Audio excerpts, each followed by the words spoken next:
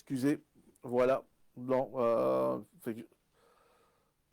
je pense que j'avais mal.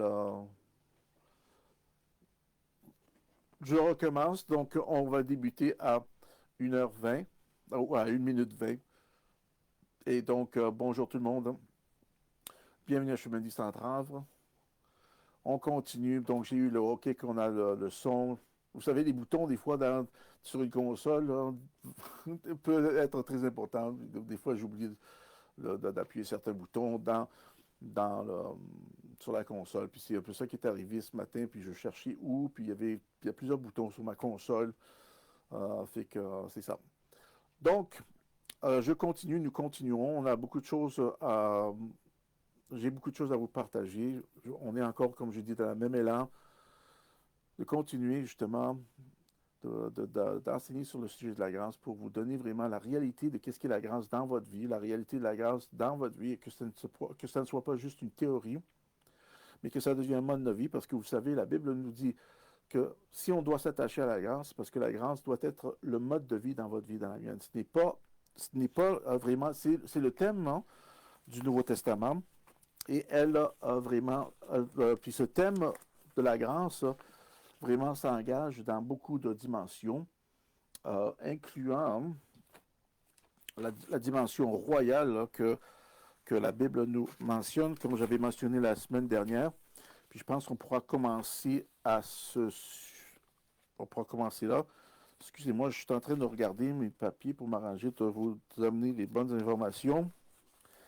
J'ai tellement de choses à vous partager que des fois, ça en est pour moi un peu déboussolant, déboussolant dans un bon sens, parce que je veux tellement vous essayer de vous remettre tout que ça peut devenir euh, un peu trop, je pense. Puis je sais, c'est un de mes, euh, c'est une un trait que j'essaie d'arranger et de travailler. Mais ce qui est important, c'est que vous entendez ce que le message va vous transmettre et d'entendre le message dans le message, qui est important, parce que la grâce, c'est vraiment, comme je dis, c'est le message de la fin des temps. C'est ça qui va nous aider à nous orienter. Parce que j'ai dit aussi, n'oubliez pas que je mentionne maintenant que ce n'est plus, c'est plus une question de race, c'est une question de grâce. Fait que peu importe la race humaine que vous êtes, ça n'a plus d'impact dans le sens que ce n'est pas à cause que vous êtes provenant d'une euh, certaine race, d'un certain pays, d'une certaine culture qui vous diffère maintenant et qui vous donne soit un privilège ou qui vous enlève les privilèges d'obtenir Jésus-Christ dans votre vie et de vivre par la grâce et de commencer à comprendre quand la Bible dit les justes vivront par la foi, de comprendre ça, de comprendre ces deux aspects-là. Comme vous voyez dans, dans le, dans le tableau en arrière, j'ai marqué justement les trois, euh, les trois thèmes, hein, du Nouveau Testament qui sont très importants à comprendre, qui sont complètement en association avec la grâce, qui est complètement en association avec la foi. Donc, et ces mots-là, comme vous voyez, hein, je les écris, c'est en grec, donc, mais tous ces mots-là, on a trois différents mots, et tous ces mots-là correspondent au mot justice, justifié. Justice, justification, justifié. Ces mots-là, ou droiture. On a ces termes qu'on se sert beaucoup, et le Nouveau Testament, Paul élabore sur ça d'une façon phénoménale, frères et sœurs. Et je veux essayer d'adresser ça, cette partie-là, aujourd'hui, pour vous établir plus de fondations à réaliser le fonctionnement ou le MO, le mode d'opération de la grâce. Parce que ceci inclut, de comprendre ces définitions-là, inclut à votre développement et votre croissance auprès de la grâce pour vous libérer des jougs de ce que l'ancien système religieux institue. Et frères et sœurs, j'ai tellement de choses que je voudrais vous parler concernant ceci, mais ce n'est pas le temps. Je l'ai mentionné la semaine dernière. Je vais vous adresser à une chose qui peut être très controverse, mais si vous m'entendez, si vous allez entendre correctement, vous allez voir que ça a du bon sens, que ça même, c'était peut-être quelque chose qui était un peu même camouflé dans la manière que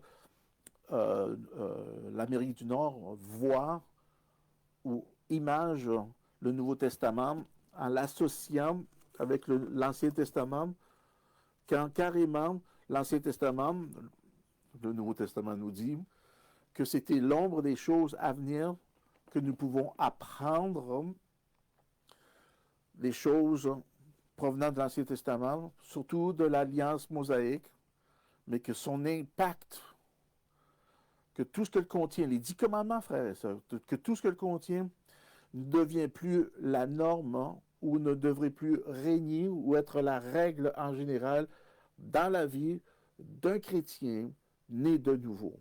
Et je vais essayer d'adresser ça ce matin, mais en premier, j'aimerais qu'on aille regarder ce que j'ai terminé avec le livre de Hébreux. Parce que on va rebondir de ce verset-là, parce que c'est important de comprendre quand la Bible dit, mais regardez en premier avec moi dans le Hébreux 4, je l'ai touché, mais juste pour faire un petit survol. Donc, Hébreux, le 4e chapitre. Et je ne sais pas si vous êtes en train de péter, mais il y a de la neige qui a tombé aujourd'hui, puis il faudra que peut-être un petit café. Je ne sais pas s'il neige dans votre bout, mais en tout cas ici, il neige. Et on arrive dans ces temps de festivités par lesquels maintenant, je pense qu'il va être important que vous soyez vraiment à l'aise avec votre famille. Quand je dis à l'aise avec votre famille, d'être à l'aise avec qui vous êtes en Christ, pour être capable de leur montrer littéralement la réelle évangile, la vraie évangile. Donc, Hébreux 4, puis regardez le verset 16, hein, c'est un verset que j'ai déjà adressé, mais on va se lancer de là. Approchons-nous donc avec assurance du trône de la grâce afin d'obtenir miséricorde et de trouver grâce pour être secourus dans nos besoins. Approchons-nous donc avec assurance, puis il dit du trône de la grâce. Puis qu'est-ce qu'on va trouver? Dans le trône de la grâce, on va obtenir miséricorde et on trouvera la grâce. Les deux mots représentent la grâce. Donc, le mot grâce est mentionné 2 fois dans ce verset-là. L'importance de la grâce, de mettre que la grâce, puis cette emphase-là, l'écrivain de Hébreux nous essaie de nous parvenir cette connaissance que, la grâce, elle siège au trône. Maintenant, c'est quelque chose de phénoménal quand vous voyez qu'elle siège au trône. La seule chose que nous savons qui est consistant avec siéger au trône, c'est Jésus. On sait que Jésus est assis à la droite du Père. On sait qu'il est assis au trône. Et ça a du sens, et ça se tient parce que Jean nous dit que la grâce et la vérité est venue par Jésus. Fait que maintenant, on comprend, maintenant on peut faire ce lien. Donc, si la grâce est siégée au trône, comme Hébreux 4,16 me dit ici, approchons-nous donc avec assurance du trône de la grâce. L'importance d'avoir cette assurance va provenir justement d'avoir déjà une grâce qui nous dévoile la réalité du Nouveau Testament. Fait que quand nous allons nous approcher avec assurance, c'est parce que déjà la grâce a déjà manifesté plusieurs aspects de cette réalité divine que nous avons obtenue, de cette relation très intime que nous avons avec Jésus-Christ et lui seul. Et donc maintenant, nous pouvons arriver, et quand on arrive dans le royaume, parce que vous savez, un trône ne se siège pas, on ne place pas un trône n'importe où. Le trône ici se trouve à être dans le royaume de Dieu, et je peux amener tout un enseignement concernant le royaume de Dieu, parce que c'est aussi une autre chose à comprendre, que je pense que nous ici, chrétiens, surtout provenant de l'Amérique du Nord, on a une énorme difficulté à comprendre l'aspect de qu'est-ce qu'est un royaume. Pourtant, ici au Canada, on devrait avoir une meilleure idée parce qu'on a une reine, on a un roi. Est-ce que vous suivez? Mais parce qu'on n'a pas une bonne idée, ou même l'historique ne nous montre pas de bonnes idées. Même l'Ancien Testament, nous avons eu plusieurs rois, puis il n'y a pas de très bons résultats. C'est toujours un combat, un bon, méchant, un bon, méchant, un méchant, un méchant, un méchant, un bon, méchant, un méchant, un bon, méchant, un bon, méchant, un méchant, un méchant, un bon, méchant, un bon, un méchant, un méchant. Est-ce que vous suivez? C'est rien que ça qu'on voit. Mais l'idée, c'était au début de réaliser que quand ça provient de Dieu, toute la perspective de qu'est-ce qu'est un royaume de Dieu doit changer. Mais maintenant, on doit se faire apprendre de comprendre le royaume de Dieu sous une nouvelle perspective parce qu'on a de la difficulté. Et c'est ça que c'est ça que le Nouveau Testament nous amène. Elle nous amène cette nouvelle perspective du royaume de Dieu. Et comme je vous ai montré, c'est une des raisons pourquoi Jésus est venu. Rappelez-vous dans le livre de Luc, mentionné que dans le livre de Luc, le 4e chapitre, on avait lu que c'est pour cette raison que Jésus est venu, c'est pour partager le royaume de Dieu et le message de la grâce. Et maintenant, nous retrouvons la grâce ici au trône. Est-ce que vous voyez le lien, frères et sœurs? Donc, cette affaire de cette grâce-là est royale. Sa substance est royale. Son attachement est royal. Son implication est royale. Et son déroulement est royal. Donc, imaginez-vous, fait que cette grâce, elle est siégée au trône. Et on doit s'approcher avec assurance du trône de la grâce. C'est intéressant, il n'a pas dit au trône de la grâce, mais il a dit du trône de la grâce. Donc, la grâce identifiée carrément comme la place royale du trône de la grâce. Maintenant, ayant dit ceci, je vous avais montré un autre verset que juste ce que je vous ai partagé devrait être assez pour vraiment commencer à cliquer avec qu'est-ce qui est vraiment la réalité de la grâce. C'est pour ça que quand on arrive, OK, puis surtout avec notre mentalité d'aujourd'hui, dans cette ère-là, par laquelle maintenant on s'est fait tellement instruire, on s'est fait tellement imprimer dans nos cerveaux, dans nos cœurs même, l'importance du rôle de l'alliance mosaïque, qu'on a la difficulté maintenant à se détacher de ce concept-là, parce que la majorité de nos églises n'arrêtent pas d'enseigner sur cet aspect-là, parce qu'ils essayent de tenir un narratif qui est là, qui ne devrait plus être là. Puis je vais vous montrer, peut-être pas aujourd'hui, mais je vais vous le montrer qu'elle ne devrait plus être là, mais on la maintient là.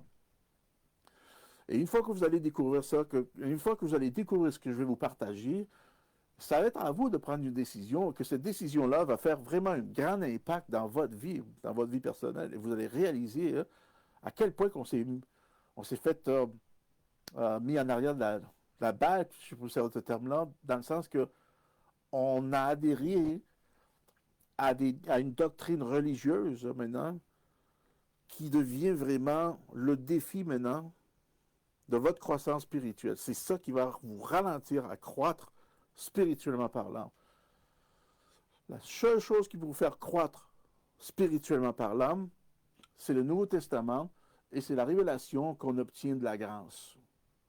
La grâce, maintenant, elle va vous maintenir dans la dimension spirituelle tout en vous amenant et vous associer et nous associe en nous associant avec la culture du royaume de Dieu. C'est beau ça. Et cette culture se retrouve seulement en Jésus-Christ. C'était le seul qui a amené la réalité de la culture du royaume de Dieu ici sur terre. Fait que le salut est le résultat de la révélation ou du dévoilement de la grâce de Jésus. Ils ont obtenu, et je vais partager ça, je vais essayer de partager ça plus tard, ils ont obtenu une image avec Abraham. C'est pour ça qu'Abraham a un si grand rôle, puis même Paul, elle n'arrête pas de mentionner l'alliance plutôt la promesse qui a été faite à Abraham. Puis cette promesse-là ne peut pas être annulée. La loi ne peut pas annuler cette promesse-là. Et cette promesse, c'était qu'il allait être gouverné par la grâce et que sa lignée allait être aussi nombreuse que les étoiles dans le ciel. Ceci, frères et sœurs, ne parle pas de race. Ça parle de la grâce. Mais pour une raison ou une autre, après, il y a eu un transfert et Moïse, la race, a pris l'alliance mosaïque et en a fait une race. Est-ce que vous me suivez? Que tout provient d'une race. Quand la promesse a été faite à Abraham, et que Abraham lui-même, si vous faites votre histoire, vous recherchez, vous faites votre propre recherche avec Abraham, n'était lui-même même pas un juif. Ça, en tout cas, je ne veux pas le dévoiler parce que pourrais se tirer à aller là, mais il faut que je veux étaler en premier une fondation pour que quand je vais partager, dire des choses, vous allez vous comprendre. Et donc, c'est pour ça de comprendre la grâce, c'est massif. Ce n'est pas juste une petite chose. C'est massif, mais on en a fait un sujet à la légère, puis on a réduit le mot grâce, comme je vous ai dit, à perdre sa saveur, comment ils rendons grâce à Dieu. Puis la Louis II a fait une excellente job à nous amener ça de cette façon-là pour qu'on perde le fil ou la profondeur ou la valeur et la richesse de ce qu'est la grâce. Puis si la grâce est associée au royaume, elle est royale dans sa dimension, dans sa globalité, elle est royale parce que les siéger au trône, hein, frère, ça, il y a beaucoup plus à apprendre là-dedans. Il y a beaucoup plus à regarder attentivement et de recevoir de l'information. Et n'oubliez pas, parce qu'elle, elle nous enseigne la grâce. Et de recevoir les enseignements que la grâce nous amène pour nous faire comprendre, justement, et nous faire croître dans le domaine spirituel qui dévoile toute la culture du domaine du royaume de Dieu en Christ. Pas dans n'importe quel autre homme, ni dans aucune autre alliance. Seul de Jésus-Christ. C'est pour ça que c'est Jésus et lui seul. Et ça nous tient focalisés sur lui dans son entièreté. Wow. Fait que, Hébreu maintenant, j'avais dit Hébreu 12, et à partir du verset 28,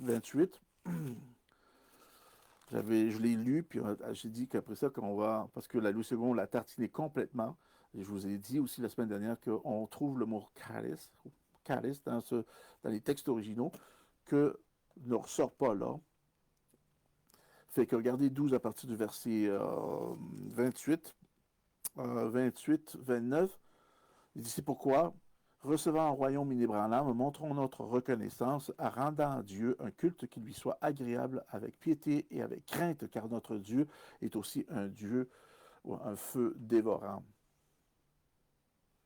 Fait que maintenant, quand on regarde, je vais relire le verset 28, et là, je vais commencer à ouvrir un peu ces définitions, et c'est là où ça vient vraiment important, frères et sœurs, d'aller aux textes originaux, de voir l'importance des mots qui est là dans les textes originaux, que la Louis II ne mentionne pas, qui a un énorme impact quand vous allez l'entendre. Et vous allez comprendre, une fois qu'on va les dévoiler, le rôle et l'importance de son implication, qu'on ne reçoit pas quand on lit directement du texte de la Louis II tel qu'elle est. Mais là, c'est pas parce que c'est en français, c'est juste la traduction, je parle. Je parle pas de la langue, je parle de la traduction.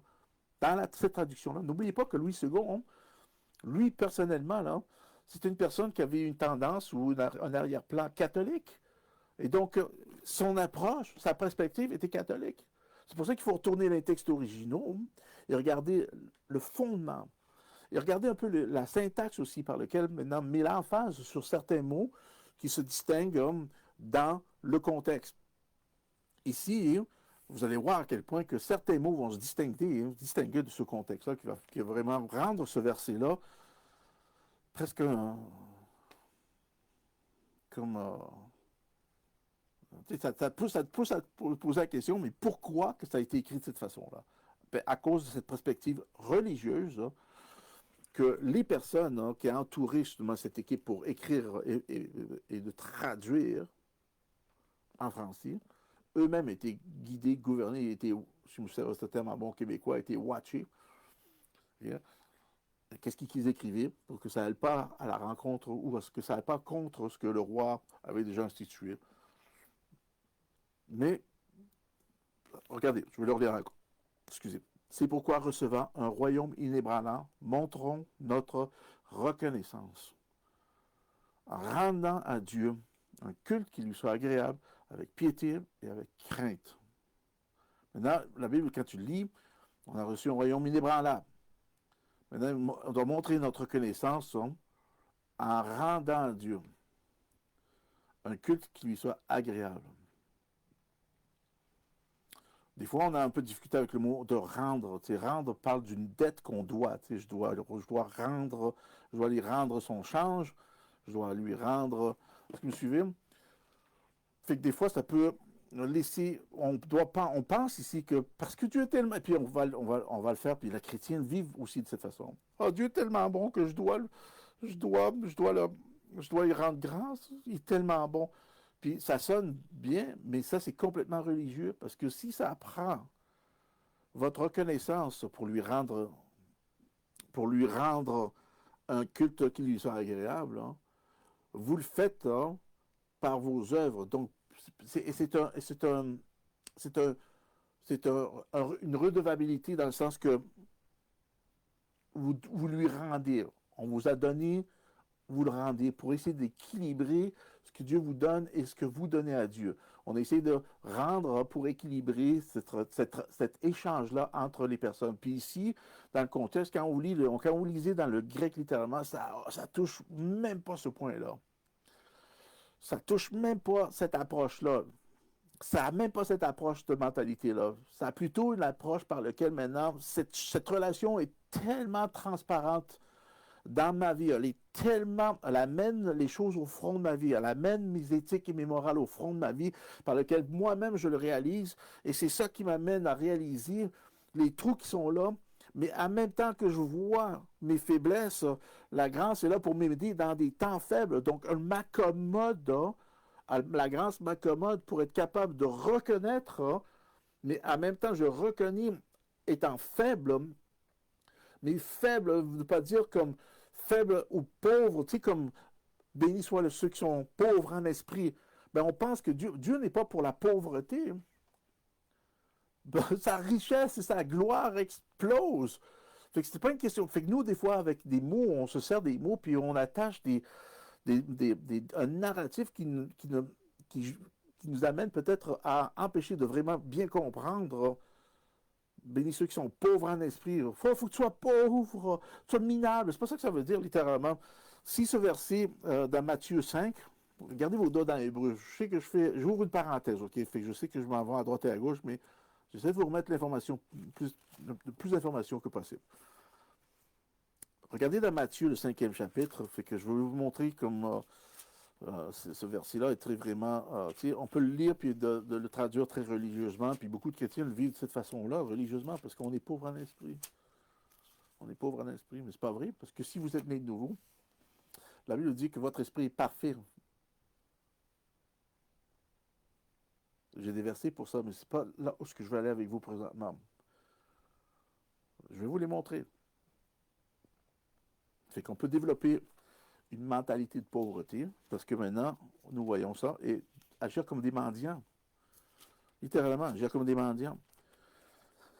Mais quand vous le lisez dans son contexte,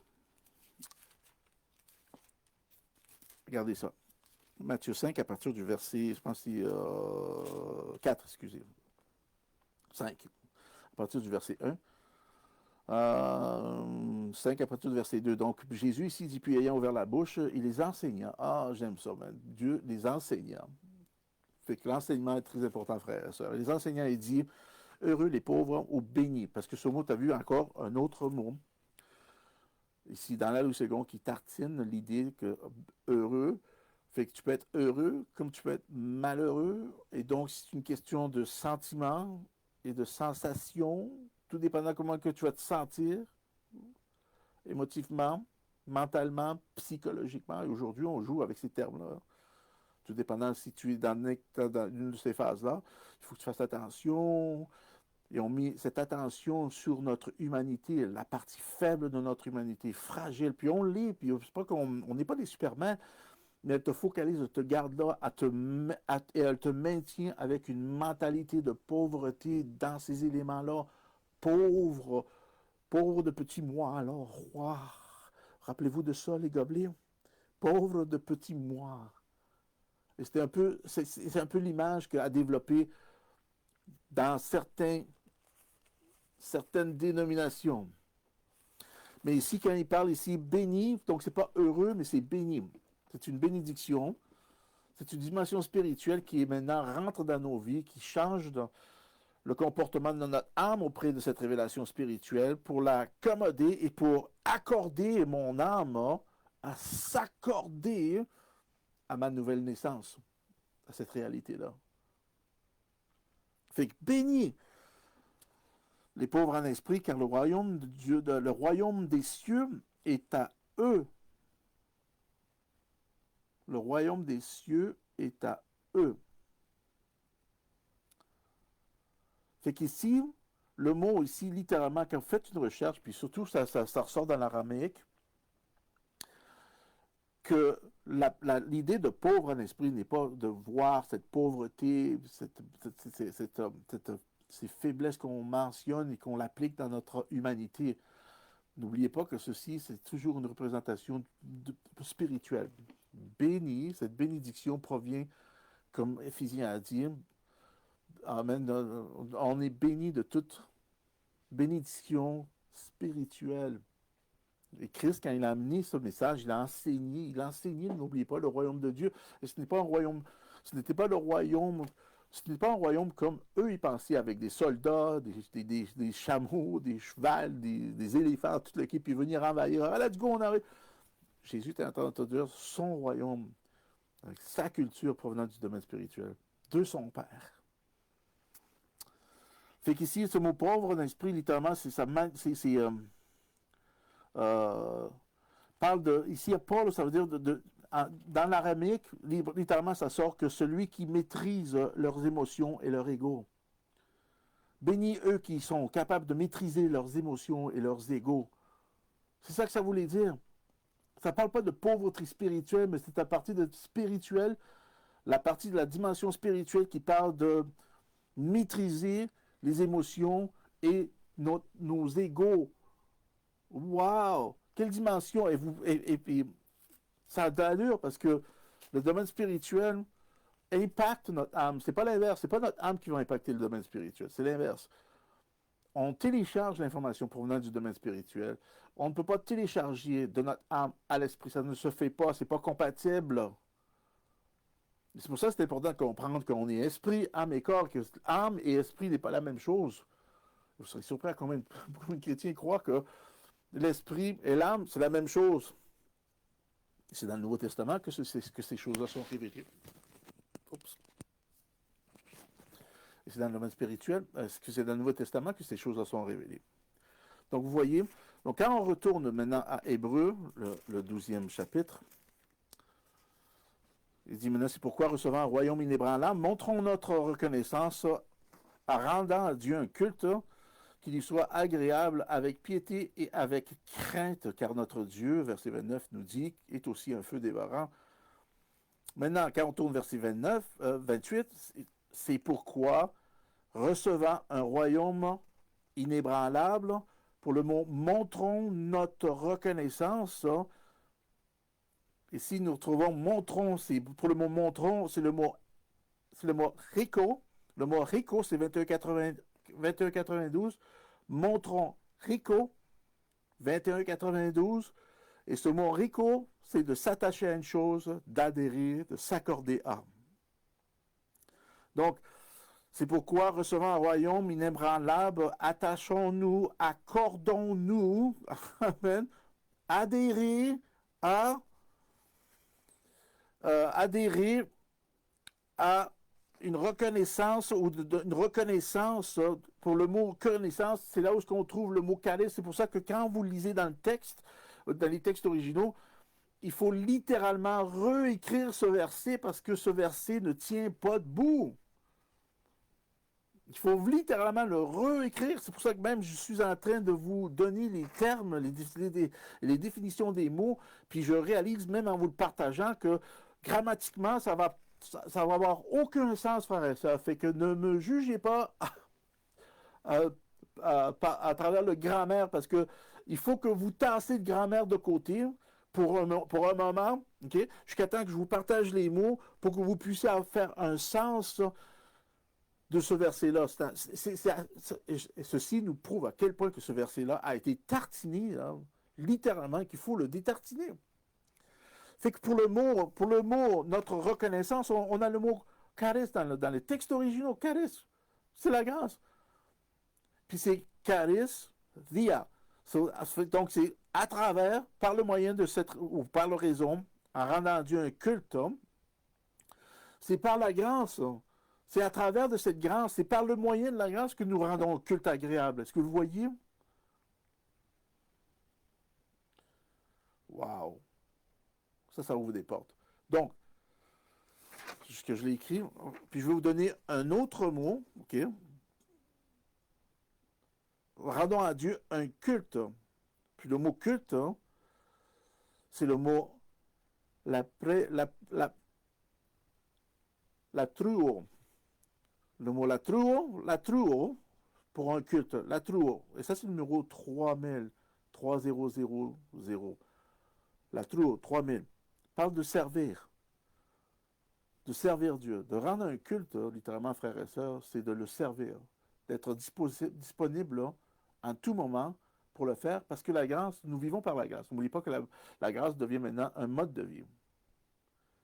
Et parce que cette grâce est là, et à travers de cette grâce maintenant là, je peux servir.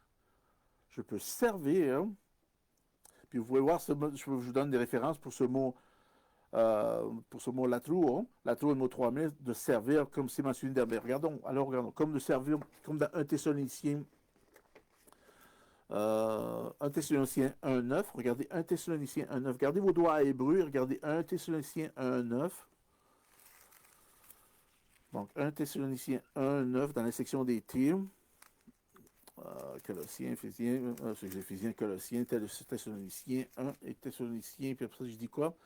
1 Thessaloniciens 1:9. Regardez-moi ça. On a le même mot ici. Car on raconte à notre sujet quel accès nous avons eu auprès de vous et comment vous vous êtes convertis à Dieu en abandonnant les idoles pour servir le Dieu vivant et vrai. Pour vous abandonner, servir ici, pour servir, vous voyez? Pour servir, c'est le même mot ici. Le même mot qu'on trouve dans Hébreu 12. Fait qu'au lieu de servir d'un culte, c'est le même mot.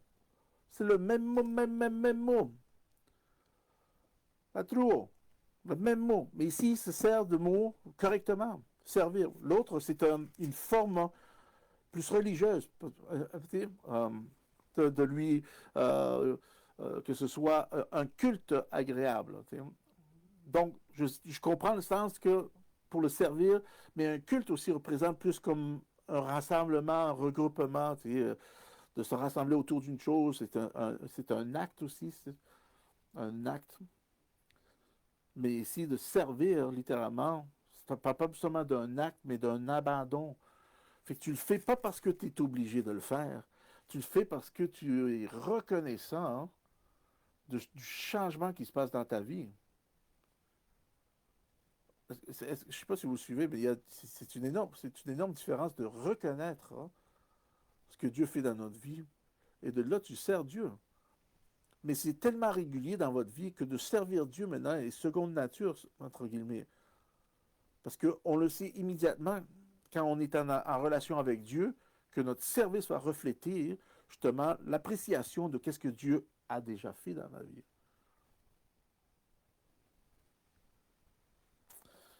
Amen. Gloire à Dieu. On continue de ce culte. Donc, il parle d'un service. Matthieu 6:34 parle aussi de ça. Et Timothée et Tite 2:10 nous enseigne ça aussi, puisqu'on est dans ce bout-là, dans les sections d'été. Regardons Tite 2.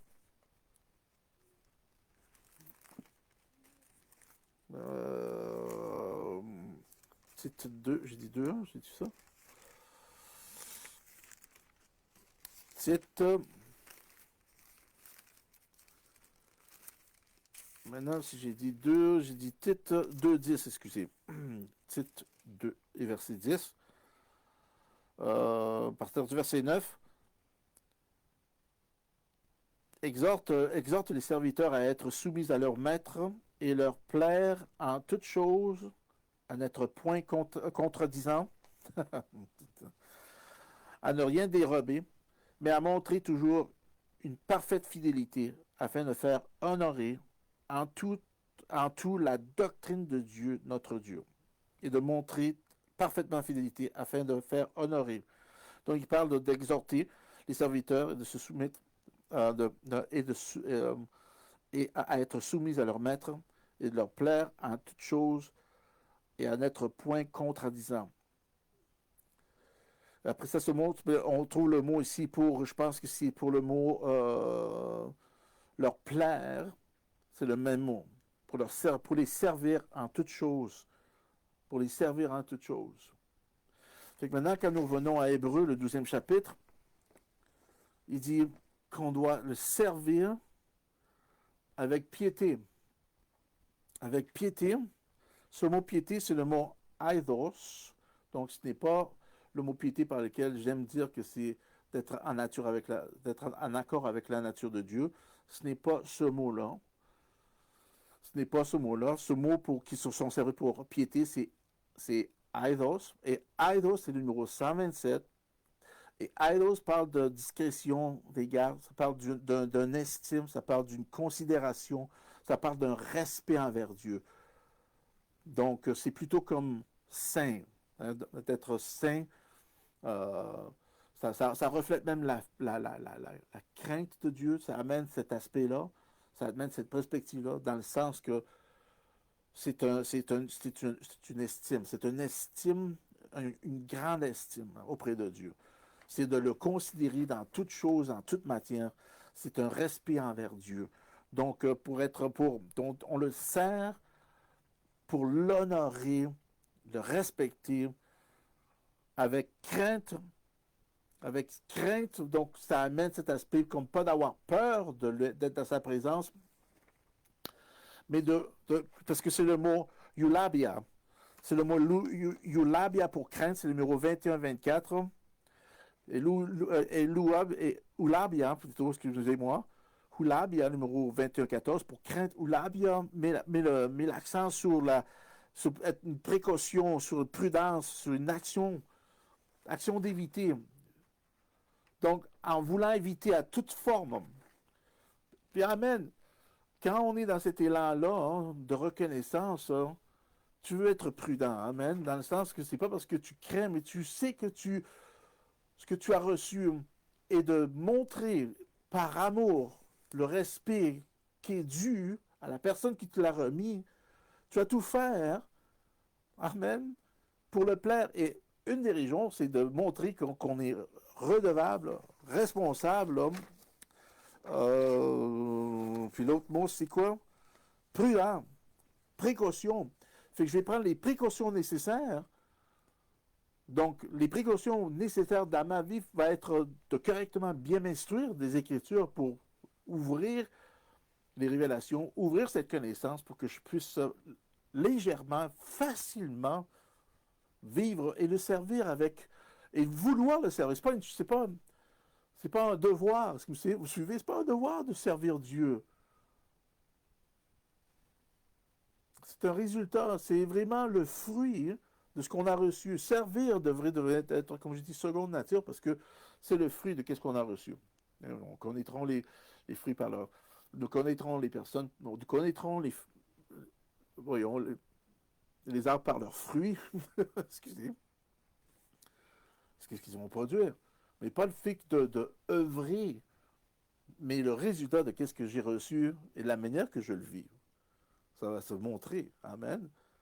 Et c'est pour ça que c'est très facile de distinguer des fois, même n'importe quel genre de personnes, qui sont des personnes intelligentes, avec plein d'éducation, très peu d'éducation. Celui, ça n'a rien à voir avec le quotient intellectuel. C'est pour ça que le message de la grâce, le message de l'Évangile, cette bonne nouvelle est pour tout le monde. Pour tout le monde, c'est pour ça que même un enfant peut le comprendre, parce qu'un enfant va être capable de le comprendre à travers de ses sentiments qui va littéralement le rendre en contact avec le domaine spirituel. Et inévitablement, mais il doit être entraîné pour ce processus-là, mais ça va le toucher, ça va le marquer comme nous, ça nous marque, ça nous touche, l'Évangile. Et là, on obtient des émotions. Amen. Parce que maintenant, on comprend que ce n'est pas l'inverse. Je ne reçois pas une émotion pour obtenir une révélation, mais quand j'ai une révélation, je peux vraiment vivre une émotion. Ça a-t-il de l'allure? Maintenant, si je remets ce verset, je vais lire maintenant le verset comme... je l'ai tué ici, moi? Je l'avais quelque part. Je ne sais pas, il va falloir que je le retrouve. Mais si nous remettons le tout ensemble, donc ça nous donne une image beaucoup plus grande. Donc c'est pourquoi, recevant un royaume inébranlable,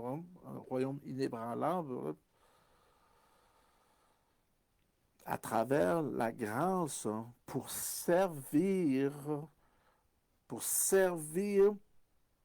euh, pour servir Dieu, pour lui servir et lui être agréable en estimant et considérant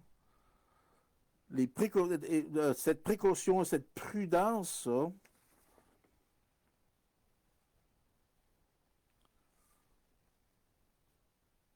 Est-ce que vous voyez? Donc, quand nous lisons ce verset-là, il y a beaucoup plus qui nous informe que ce qui était mentionné. Et puis, je vais terminer avec ce verset-là. Donc, laissez-moi encore vous le lire, comme j'ai mentionné dans tous les mots que je vous ai donnés, comme je vous ai essayé de vous le décrire. Je viens de le trouver ici, le verset, avec tout ce que j'ai dit et ajouté maintenant dans le verset pour le lire correctement. Et c'est comme ça qu'on devrait lire Hébreux 12, 28. C'est pourquoi, écoutez bien ceci, c'est pourquoi, recevant un royaume inébranlable. Est-ce que vous voyez encore l'image du royaume? C'est un peu dans cet élan-là pour lequel je vous montre ce verset-là. Je le fais en association avec Hébreux 4, 16. Qu'on trouve la grâce est qu'on peut rentrer avec assurance du trône de la grâce. Fait que c'est un peu dans cet élan-là. Fait que encore, ici, ça se répète. C'est pourquoi recevant un royaume inébranlable. Attachons-nous, adhérons et accrochons-nous à la grâce. À la grâce. Vous voyez pourquoi? Parce qu'elle est le siège là. Donc c'est complètement normal. Puis remarquez bien que c'est un royaume inébranlable. On a reçu un royaume inébranlable qui ne peut pas être débranlé. Amen. Attachons-nous, adhérons et accordons-nous à la grâce. Pour cette raison, nous servons Dieu d'une manière satisfaisante, acceptable et agréable, avec discrétion et en estimant, considérant et respectant Dieu avec précaution, prudence. Avec précaution, quand on parle d'une précaution, c'est précaution par de réfléchir. Donc, c'est de réfléchir à la portée et aux conséquences de ses actes. Donc, considérer, respectant Dieu avec précaution, donc, c'est réfléchir à la portée et aux conséquences de mes actes. Vous voyez? Et prudent est une disposition que l'on prend pour éviter un mal ou un bien ou en limitant les conséquences. Wow! Prudence, c'est une disposition que l'on prend pour éviter un mal ou un bien. Tu sais, des fois, j'aime la crème glacée. Si je mange trop de crème glacée, c'est pas bon. Vous suivez, fait que pour le bien ou le mal. Fait que, mais ici, émotionnellement, il peut y avoir des choses que j'aime, je sais que ce n'est pas la bonne chose. Que ce soit pour le mal, mais aussi pour le bien. Il peut y avoir une chose qui peut être bien disposée, mais elle va m'amener rien de profitable. Une des choses vraiment à regarder qui, dans ce contexte-là, c'est bel et bien la loi. La loi semble d'être belle, bien, mais il y a des choses que la loi ne pourra jamais vous amener. Donc, même si vous pensez que c'est bien, frères et sœurs, il faut que vous vous arrêtez et que vous commenciez justement à réfléchir et à porter, réfléchir à la portée. Il faut que vous vous ameniez à réfléchir à la portée et aux conséquences de ce que la loi vous amène dans votre vie et de réaliser que la grâce, elle vous élève, elle vous amène à comprendre la dimension spirituelle, tandis que la loi va vous limiter et va vous imposer des sanctions par lesquelles va vous ralentir votre croissance. Ça, c'est l'effet contraire. Vous voyez maintenant, Hébreux 28, 12, 28, quand on lit directement du texte, on dit comme, aïe, aïe, waouh, il y a des bouts qui manquent là. Encore, laissez-moi vous le relire encore une autre fois. Hébreux 28, Hébreux 12, 28. Quand on a remis tous les textes provenant tous les mots provenant des textes originaux, du texte reçu, et on le retrouve aussi dans les textes critiques. Ces mots-là, on les remet dans le verset, et là, je vais lire le verset en remettant les mots provenant des textes originaux. Et ce verset devrait se lire de cette façon-là. Hébreux 12, 28. C'est pourquoi, recevant un royaume inébranlable, attachons-nous, adhérons et accordons-nous à la grâce. Pour cette raison, parce qu'on est attaché à la grâce, nous servons Dieu, ce que vous voyez, nous servons Dieu d'une manière satisfaisante, acceptable et agréable, avec discrétion et en estime, considérant et respectant Dieu avec précaution et prudence, car notre Dieu est aussi un feu dévorant. Wow! C'est loin, mais vous voyez, le mot grand, c'est là, et a un rôle archi important.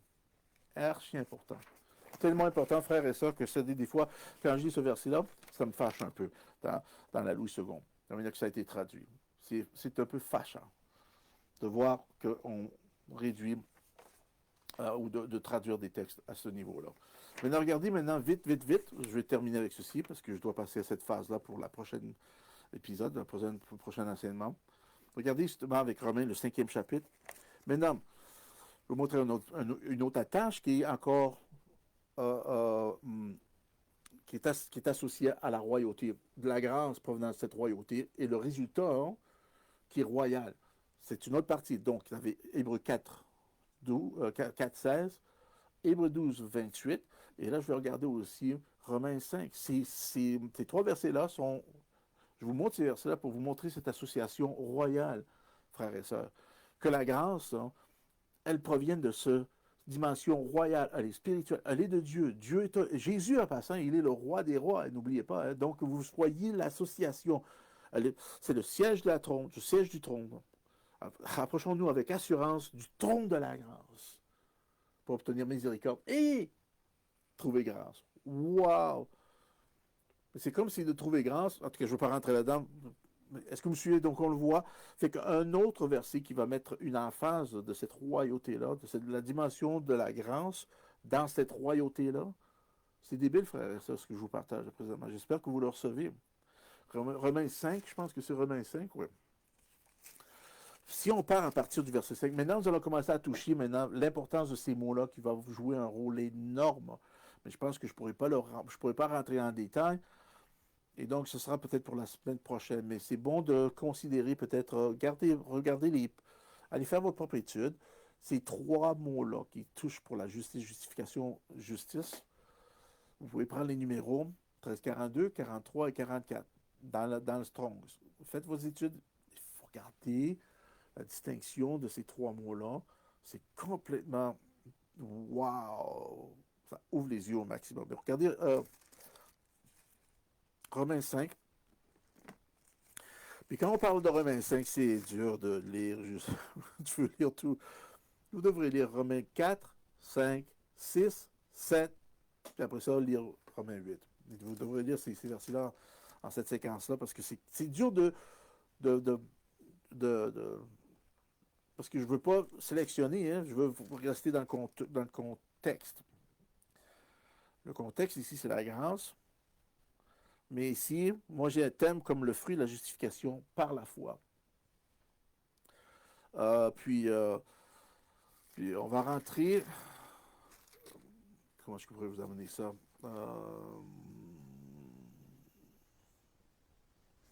Si j'ai 16... Est-ce que c'est... Non, pas pour maintenant. OK, ouais. À partir du verset 17, on va lire 17 et... On va lire 17, 18, 19 et 20. Amen. Ouais, Romains 5. Donc 17, 18, 19, 20. Puis je vais le lire en premier, puis après ça, on va l'élaborer. Puis combien de temps qu'il va? 10 minutes, OK. 17 jusqu'à 21. Parce que le punch, c'est 21, définitivement. Mais pour vous introduire aussi un peu à ces trois mots-là. Donc, 17. Si par l'offense d'un seul est mort à régénérer par lui seul, à plus forte raison, ceux qui reçoivent l'abondance de la grâce et du don de la justice recevront-ils la vie par Jésus-Christ, lui seul. Il faut que je continue parce que chaque verset mérite une étude approfondie. Chaque chrétien devrait méditer, prendre le temps ce qu'il faut, le temps que ça va vous prendre pour lire de 17 à 21. Parce qu'il y a tellement de richesses là-dedans qui vous concernent. Parce que ça parle de la grâce, ça parle de l'impact de cette nouvelle alliance dans votre vie actuelle. Donc, il dit, ainsi donc, verset 18 dit, par une seule offense, la condamnation a atteint tous les hommes. De même, par un seul acte de justice, la justification qui donne vie s'étend à tous les hommes. Car, comme par la désobéissance, un seul homme, beaucoup a été rendu pécheur, de même, par l'obéissance d'un seul, beaucoup seront rendus justes. Or, la loi est intervenue pour que l'offense abonde, mais là où le péché abonde, la grâce a surabondé. Quelle image! Afin que comme le péché a régné par la mort, ainsi par la grâce régnera par la justice pour la vie éternelle, par Jésus-Christ, notre Seigneur. C'est lui et lui seul encore. Wow, il y a tellement de choses à dévoiler là-dedans. Il y a tellement de choses à... En premier, regardez, donc on a, je vais regarder le verset 18. Ainsi donc, comme par un seul, par une seule offense, la condamnation a atteint à tous les hommes, de même par un seul acte de justice, la justification qui donne la vie s'étend à tous les hommes. Ici, il parle du début, ici, définitivement, il parle de Adam, ça a pris juste une marque, ça a pris il a dit, ça a pris une offense, et la condamnation est rentrée dans la race humaine. Et tous, maintenant, on est tous sous cette bannière-là en tant que pécheurs parce que nous avons reçu ça, et donc par nature, par défaut, à cause de ça, par défaut, on se maintient dans notre humanité. Par défaut. Même en tant que chrétien né de nouveau, même si on est né de nouveau, si vous vous tenez pas alerte, vigilant, prudent, comme on l'a mentionné, par défaut, vous allez agir dans votre humanité. Par défaut. Fait que ce n'est pas une question que oh, j'ai pas voulu le faire. Je comprends, tu n'as pas voulu le faire parce que Paul le mentionne que c'est un combat perpétuel et continuel dans le Romains, le 7e chapitre. Il dit, c'est pas moi. Il dit, c'est pas moi qui le fais, mais man. C'est qu'il y a un combat qui est là, mais en même temps, nous le savons. Nous savons que par défaut, si nous maintenons, ou si nous maintenons le parcours de nos pensées, le parcours de notre nous, la pensée, au lieu d'avoir la pensée de Christ, on a la pensée séculière, la pensée humaine, la pensée mondaine. Non? Par défaut, frères et sœurs, cette affaire-là va devenir une offense. Et c'est par défaut que vous allez le faire à travers de votre humanité. Parce que par défaut, on se retrouve dans notre humanité. Fait qu'ici, maintenant, qu'est-ce qu'il dit? C'est ça qui est arrivé. Mais par l'acte de Jésus-Christ, et là, on est exposé, je peux me sortir sur ce terme, où on découvre les mots que j'ai marqués en arrière. Regardez-moi ça. Ainsi donc, comme par un seul, Adam, une seule offense, la condamnation a atteint tous les hommes. Ici, les hommes, on peut marquer toute la race humaine. De même, par un seul acte, la justice, un seul acte de justice, okay, la justification qui donne la vie, c'est en tous les hommes ou toute la race humaine. Fait que donc ici, on remarquons que par cet acte, les hommes, okay, par un seul acte, ça que Jésus-Christ a fait, son sacrifice, sa vie qui s'est donnée, et la grâce qui est venue en vigueur, son acte, il dit un seul acte de justice, et là on a le numéro, ce justice, le numéro, c'est 1345. C'est le seul mot ici.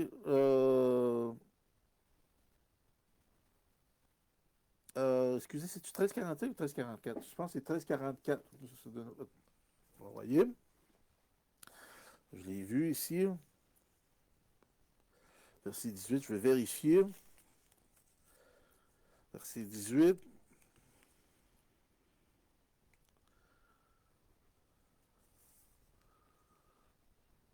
C'est 1345. Vous avez 1345. Mais n'oubliez pas ici que j'ai deux chiffres que je vais vous parler de ces de 13,45. Et si je vais dans mon contenu ici, si je vais là, donnez-moi 2 secondes, j'ai ici ce mot.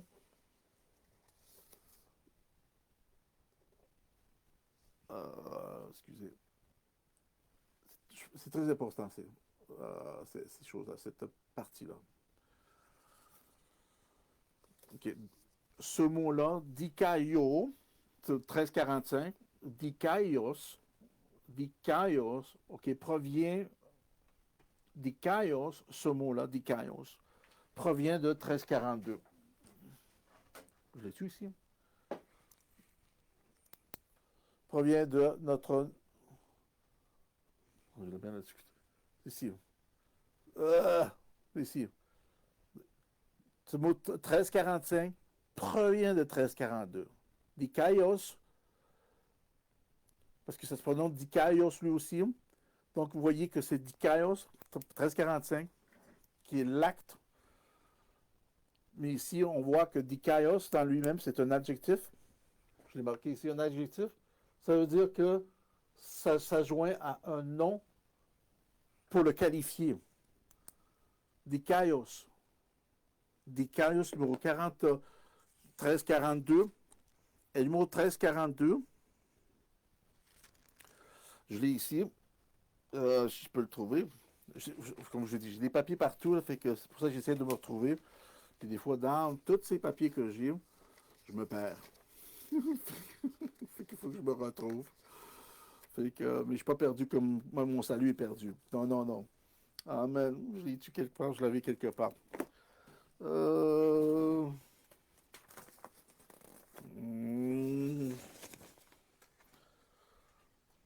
Maintenant, cette partie d'Ikaios, elle est très particulière. Fait que, faut que je la trouve, si je la trouve. Donnez-moi 2 secondes, s'il vous plaît. Je pensais que je l'avais sorti. J'avais mis j'avais même imprimé pour cette raison-là. Même sorti pour... quand vous cherchez quelque chose, des fois on ne le trouve pas. Si quand on ne le cherche plus, on va le trouver. Amen. Parce que je voulais vous donner vraiment la définition précise. Je ne voulais pas juste vous donner... Malgré que des fois ça peut avoir ces liens, mais là je ne le vois pas vraiment. Là. Je ne comprends pas. Je ne comprends pas pourquoi ça n'était pas là. C'est là. OK. Fait que ce mot en particulier, excusez-moi, fait que je pensais que je l'avais disponible dans mes mains. Mais ce mot, surtout 1342, c'est ça, qui provient du mot 1342, qui provient de ce mot dikaios. Fait que dikaios parle de cette dikaios à la définition de droiture, c'est d'être droit devant Dieu. D'être droit devant Dieu. D'être droit devant Dieu. Laisse-moi vous donner aussi c'est dans un sens plus étroit, rendant à chacun dû à ce que, dans un sens judiciaire, un jugement équitablement, jugeant équitablement les autres. Ça parle ça parle ça exprime, c'est exprimé par des mots, c'est montré par la matière, par la façon que c'est traité, cette justice traitée. Donc, la manière que ça a été traité, justement, donc, par un seul homme, la justice, la manière que cette droiture, cette libération, cette impression, ce traité de Dieu, provenant de Dieu, dans un sens équitable, dans un sens droit. C'est ce qui a été traité maintenant. Il dit, si cette justice maintenant va donner la vie, il dit, par un seul acte, juste, hein, la justice, ou la justification ici. Et la justification ici, c'est là où on a le numéro 340. Et la justification, c'est le numéro 1344. 1344, qui est celui-là du bas. Et 1344, lui, parle de déclarer libre des péchés qui nous tenaient prisonniers. Ça nous libère de ça. Regardez bien ça. Qui donne, hein, et s'étend, hein, à tous les hommes. Cette liberté-là, maintenant, par un acte par lequel Dieu, Jésus-Christ, a rétabli cette droiture-là, qui a remis les choses en ordre, l'a rétabli maintenant. Il dit maintenant, ça qui va libérer les hommes, hein, qui va nous libérer, comment qui nous déclare ce qu'il a fait maintenant, sur mettre droit, va maintenant nous déclarer libres des péchés qui nous tenaient prisonniers maintenant, se répand à tous les hommes. Wow, on a accès à ça, car verset 19 dit, car par l'obéissance d'un seul homme, beaucoup sont rendus pécheurs, de même par l'obéissance d'un seul, beaucoup seront rendus justes. Ça c'est le numéro 1342 ici, dit Kaios. Dit Kaios. Maintenant, je vais continuer parce que je veux me cibler sur verset 21 et on s'en prendra sur les autres définitions. Mais je veux me cibler sur le verset 21 parce que c'est le plus important et c'est un peu le point ou le but pourquoi que je vous amène ceci. Donc, verset 20 nous dit, or la loi est intervenue pour que l'offense abonde, mais là où le péché a abondé, la grâce a surabondé. Il y a tellement à dire. Je vais continuer à lire. Afin que, comme le péché a régné par la mort, ainsi la grâce régna par la justice pour la vie éternelle, par Jésus-Christ, notre Seigneur. Et c'est ça que je vais vous montrer. Regardez bien ça. Le péché règne, ou comme le péché a régné par la mort, ainsi la grâce régna par la justice. Vous voyez, elle règne. Encore une autre définition de son terme royal, de son effet royal. La grâce, et c'est pourquoi elle règne, parce qu'elle elle est au trône, elle est dans le royaume, elle est assise sur le trône, amen, parce que c'est Jésus-Christ lui-même. Donc cette grâce-là, il dit la grâce régnant par la justice, et ça c'est le numéro 1423, et ça, cette justice-là, dikaio suni maintenant, qui est le mot très particulier ici. Vous voyez qu'on a été exposé à dikaios, dikaio suni et dikaio. Ces trois mots-là qui sont là. Et à la fin du verset, puis je vais retourner à ça parce qu'il y a des choses importantes à comprendre des deux que je veux mettre une emphase, mais ici, parce qu'il me reste plus de temps, juste pour terminer, ici on trouve le mot 1343 d'Ikaiosun. Donc c'est voyons, 14 d'Ikaiosun, c'est l'état de celui qui est comme qu'il doit être en caractère et en conduite. C'est l'état de celui qui est comme qu'il doit être. Wow, rétabli, on est rétabli droit, c'est l'état de celui qui est comme qu'il doit être en conduite et en caractère. Ou en caractère et en conduite. Il dit ici, la grâce règne par cette façon-là. La grâce va régner par le fait que Dieu, maintenant, nous a rétablis et qu'il nous a ramenés à l'état comme qu'on doit être. Hein. Il a ramené notre état comme qu'on doit être avec Adam, comme qu'on doit être. Et il ajoute maintenant en état, en conduite ou en caractère et en conduite. Donc, tout ceci va affecter votre conduite, votre caractère et votre conduite. Tout ça va se démontrer par votre caractère et votre conduite. Il dit, cette justice pour la vie Zoé éternelle par Jésus-Christ, notre Sauveur et Seigneur. Wow! Je sais qu'il y a beaucoup à déballer là-dedans, mais je voulais vous remettre ça juste pour vous donner l'image, le concept du fait que cette grâce, elle est royale, elle provient du royaume de Dieu. Et c'est pour ça qu'on met une si grande emphase sur la grâce, parce qu'elle a cette portée royale qui est inévitable, frères et sœurs, et on le retrouve à plusieurs reprises, comme donc j'ai mentionné Hébreux 4, 12, 16, Hébreux 12, 28, et maintenant nous le trouvons ici à Romains 5 à partir du verset 21. Je voulais vous partager ceci encore, qui est une autre addition, une autre couche, en espérant que vous avez entendu ce que l'Esprit vous a dit, d'ajouter une autre couche d'importance du rôle de la grâce dans votre vie et que ce ne soit pas seulement quelque chose qui soit théorique, ou théologique ou théorique, mais que ce soit quelque chose de pratique et d'expérientiel pour votre vie. Maintenant, vous pouvez voir pourquoi maintenant la grâce est importante, parce qu'elle, elle règne. Hein. Regardez ça là. La grâce règne hein, par maintenant la manière que Dieu vous a rétabli en conduite et en caractère. Wow. Certainement, Pasteur Gabriel Jean, je vous dis merci pour votre temps, en espérant que vous avez été bénis. Merci pour votre support, vos prières. Merci pour votre temps. Je vous reviens la semaine prochaine en terminant, ou pas terminant, mais au moins à s'avancer encore pour ces trois termes. Donc, je vous encourage de prendre note et de regarder 1342, 1343, 1344, et nous allons les regarder dans son contenu ici et dans le troisième chapitre du livre de Romains, qui va m'ouvrir une porte pour là où ce que je veux vous amener et vous partager qu'est-ce qui est vraiment important de la grâce dans cette ère. Et comme j'ai dit, parce que ce n'est plus une question de race, c'est une question de grâce.